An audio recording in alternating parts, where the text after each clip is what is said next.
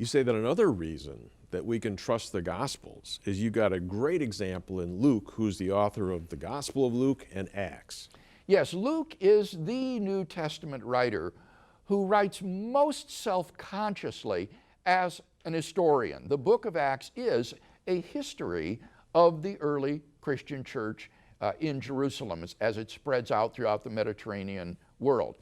And Luke's accuracy in the book of Acts has been demonstrated again and again.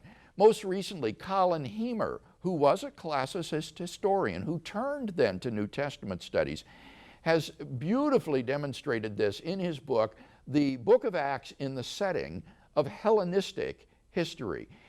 Heemer goes through the book of Acts with a fine-tooth comb, pulling out a wealth of historical detail, ranging all the way from what would have been generally known facts in the ancient world, down to details so specific that only someone who was actually on the scene would have known these.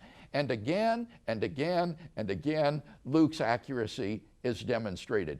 From the sailing of the Alexandrian corn ships out of Egypt to the coastal terrain of the Mediterranean islands visited by Paul, to the shifting and peculiar local names of the officials on these islands, Luke gets it right. Again and again, Luke's historical accuracy in the book of Acts has been demonstrated.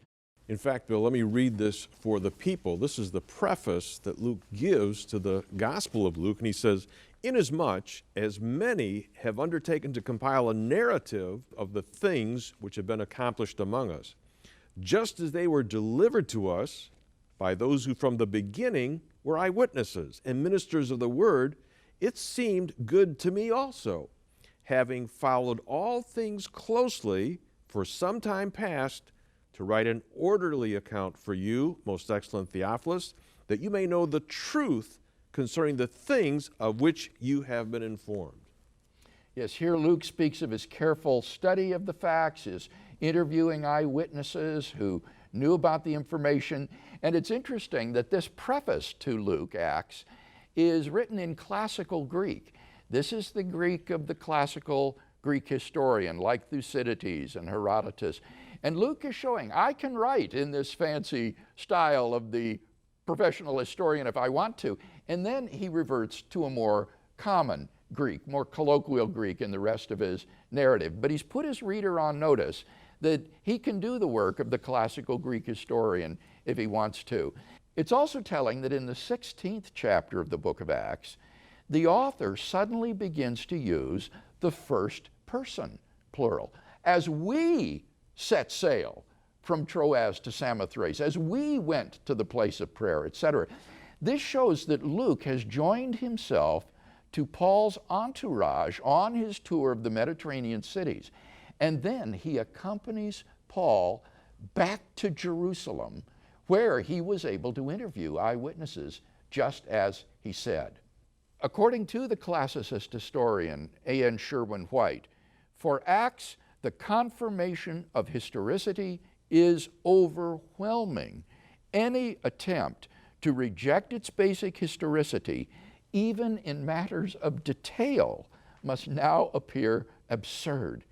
Those are incredibly strong words. And this is the same author who has written the life of Jesus in the Gospel of Luke, which is the first part of his double work, Luke, Acts. And his demonstrated historical reliability in the book of Acts gives us confidence to trust this author when it comes to the events in the life of Jesus as well. So to wrap up this first consideration, I think it is utterly unjustified to approach the Gospels with an assumption of their unreliability. Even if we don't assume that they are reliable, we should at least approach them with an attitude of neutrality and let the evidence then lead us to where it does.